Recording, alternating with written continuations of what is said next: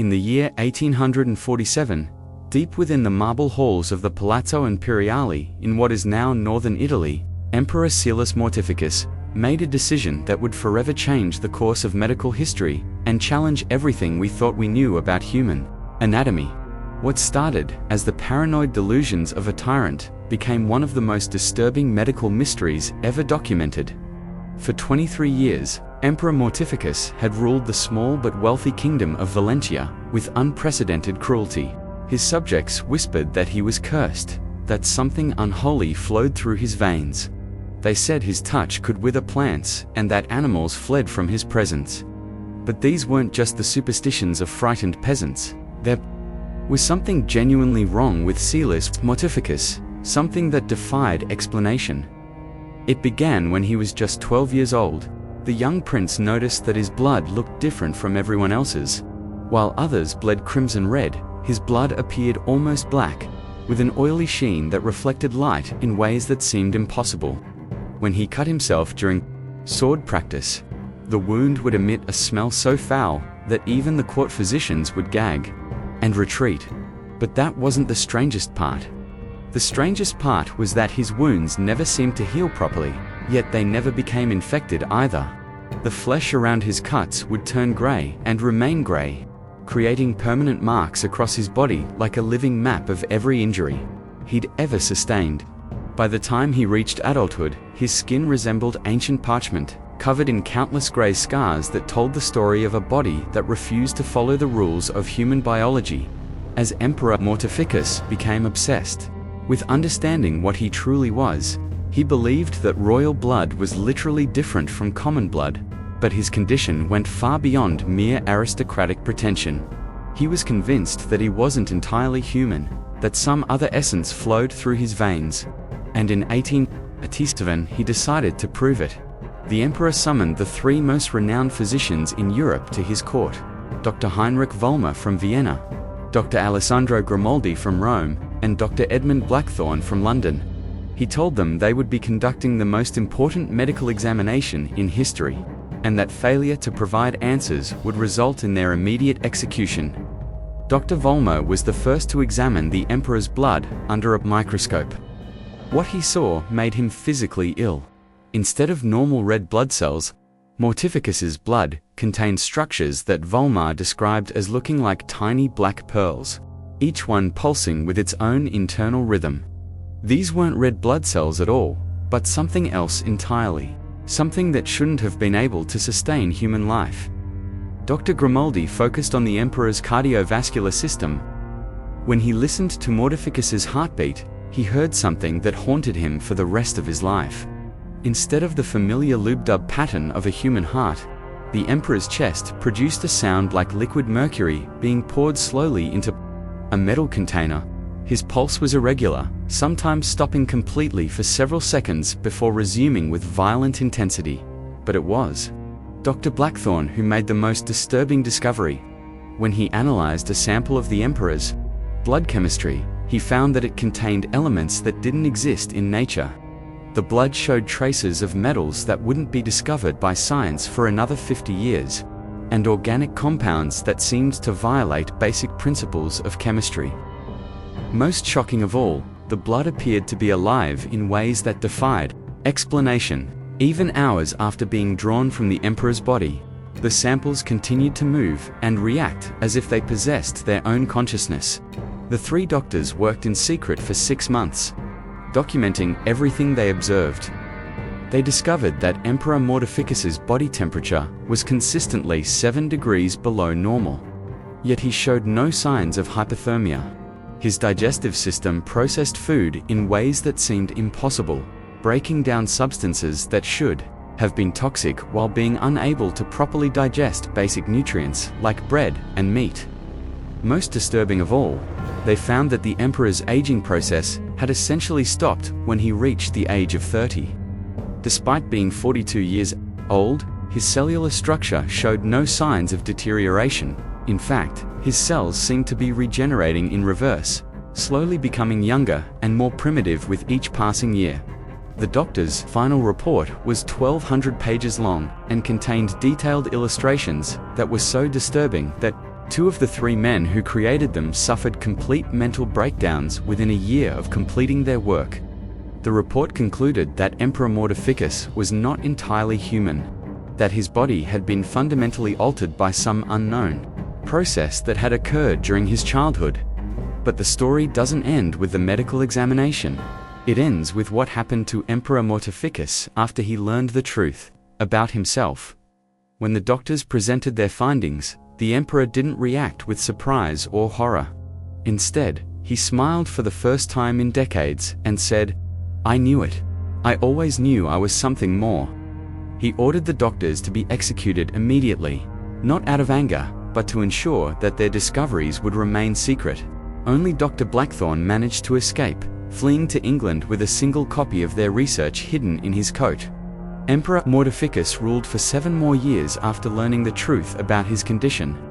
During this time, his cruelty reached new heights. He began conducting experiments on his subjects, trying to understand if his condition could be replicated or transferred to others. The dungeons beneath his palace became laboratories where hundreds of people were subjected to procedures that were later described by survivors as being worse than anything imagined in hell itself. The emperor became convinced that he was evolving into something beyond human, that his strange blood was preparing his body for a transformation that would make him immortal. He stopped eating normal food entirely, sustaining himself on a diet of rare metals and organic compounds that would have killed any normal person within hours. In 1854, Emperor Mortificus announced to his court that he was ready to complete his transformation. He had discovered, through his horrific experiments, that his condition could be enhanced through a process he called the final refinement. On a cold November night, he locked himself in the highest tower of his palace and began the procedure that he believed would make him a god.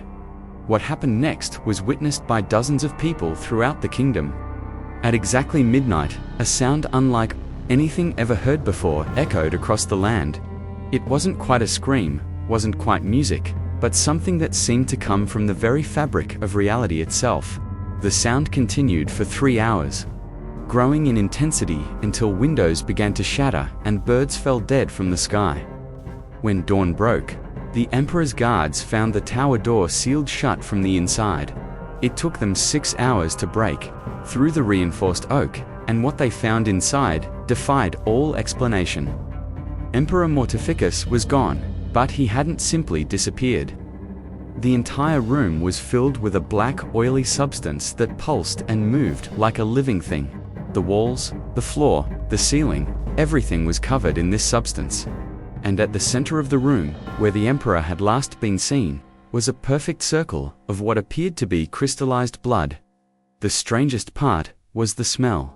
Instead of the foul odor that had always accompanied the emperor's blood, the room smelled like flowers, like spring rain, like everything pure and beautiful in the world. But underneath that pleasant scent was something else, something that made everyone who entered the room feel an overwhelming sense of dread. The kingdom's scholars and remaining doctors studied the substance for months, but they could never determine what it actually was. Some believed it was the emperor's transformed body, that he had successfully completed his evolution into something beyond human understanding. Others thought it was evidence of his complete dissolution, that his unnatural blood had finally consumed him entirely. But here's where the story becomes even more disturbing. Remember how I mentioned that the emperor's body never decayed properly? Well, that black substance in the tower never decayed either. In fact, it's still there today, preserved in what is now a forgotten room in a crumbling castle in northern Italy. Local authorities sealed the tower in 1932 after several investigators who studied the substance suffered complete mental breakdowns. But historical records confirm that the black substance remains unchanged after more than 170 years. Dr. Blackthorne, the only surviving witness to the medical examination, spent the rest of his life trying to understand what he had discovered. His private journals, which weren't found until 1993, revealed that he believed Emperor Mortificus had been infected with something during his childhood, something that had slowly transformed his body into a vessel for an intelligence that wasn't entirely human, according to Blackthorne's notes. The emperor's condition showed characteristics that wouldn't be understood until the development of modern virology and genetic research. He theorized that Mortificus had been exposed to what he called a biological intelligence that had rewritten his DNA and created a hybrid organism that could survive using processes that defied 19th century medical understanding. The most chilling part of Blackthorne's research was his discovery that the emperor's condition might not have been unique.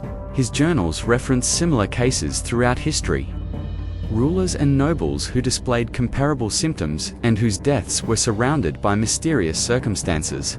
He believed that Emperor Mortificus was part of a pattern, one of many individuals throughout history who had been transformed by exposure to something that shouldn't exist in our world. Modern scientists who have studied Blackthorne's preserved research notes suggest that the emperor might have been suffering from an extremely rare genetic condition combined with exposure to unknown biological agents, but this explanation fails to account for many of the documented phenomena, particularly the emperor's apparent immunity to aging and the continued preservation of the substance found in his tower. The truth about Emperor Mortificus may never be fully understood. What we do know is that his story represents one of the most thoroughly documented cases of human biological anomaly in recorded history.